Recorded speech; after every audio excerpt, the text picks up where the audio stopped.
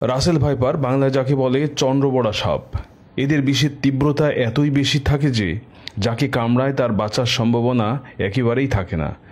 সেজন্য একে killing machine বলা হয়। সম্প্রতি ভারত থেকে পদ্মা নদী হয়ে বাংলাদেশে ব্যাপকভাবে ঢুকছে এই সাপটি। সেজন্য পদ্মার তীরবর্তী অঞ্চল যেমন রাজশাহী, কুষ্টিয়া, রাজবাড়ী, মানিকগঞ্জ এবং চাঁদপুর সহ প্রত্যন্ত অঞ্চলে ছড়িয়ে পড়েছে এই সাপটি। এরা নিশাচর। এরা সাধারণত ঝোপঝাড়, তৃণভূমি, কৃষি জমিতে বসবাস করে। রাসেল ভাইপার খাদ্য হিসেবে ইঁদুর, ছোট পাখি ও ব্যাঙ খেয়ে থাকে। এরা খুবই আক্রমণাত্মক হয়। এক সমীক্ষায় দেখা যায় পৃথিবীতে যত মানুষ সাপের কামড়ে মারা যায় তার একটি উল্লেখযোগ্য সংখ্যক মানুষ এই রাসেল ভাইপারের আক্রমণে মারা যায়।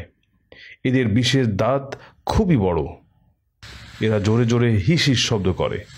চন্দ্রবোড়ার বিষে হেমোটক্সিন ও সাইকোটক্সিনের জটিল মিশ্রণ রয়েছে, যার ফলে এই সাপে কামড় দিলে আক্রান্ত স্থানে প্রথমে ব্যথা শুরু হয়, পরে আস্তে আস্তে ফুলে যায় এবং ধীরে ধীরে পচন শুরু হয়। এই সাপের দংশনে রক্তপাত খুব সাধারণ একটা ব্যাপার।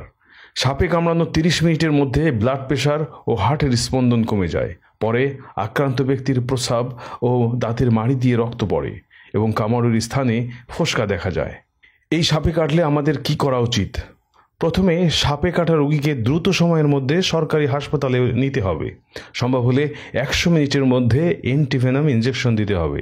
যেহেতু এই সাপের বিষ মানুষের রক্তকে প্রভাবিত করে, তাই আক্রান্ত অঙ্গটি বেশি নাড়াচাড়া করা যাবে না। যেমন কারো পায়ে কামড় দিলে হাঁটা বা দৌড়ানো যাবে না। এতে শরীরের রক্ত দ্রুত বৃদ্ধি পায় এবং আক্রান্ত রোগীর অবস্থা দ্রুত খারাপ হয়। ভুলেও ওঝার কাছে যাবেন না, এতে সময় নষ্ট হবে এবং রোগীকে বাঁচানো কষ্টকর হয়ে যাবে।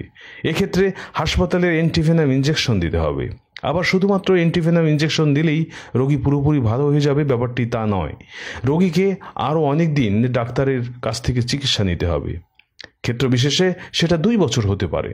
ভুলেও মরা সাপ নিয়ে ডাক্তারের কাছে আসবেন না, এতে সুস্থ ব্যক্তিটিও আক্রান্ত হতে পারে। সাপ মারা গেলেও এর ধারালো দাঁত যে কোনোভাবে অন্য মানুষের শরীরে ঢুকে গেলে সে ব্যক্তিও আক্রান্ত হবে।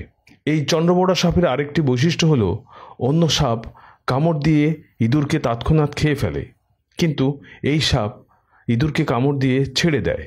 ইঁদুর যখন বিষের যন্ত্রণায় গর্তে ফিরতে থাকে তখন এই সাপ তার পিছু পিছু যায় এবং গর্তে থাকা অন্যান্য ইঁদুরগুলোকে খেয়ে ফেলে।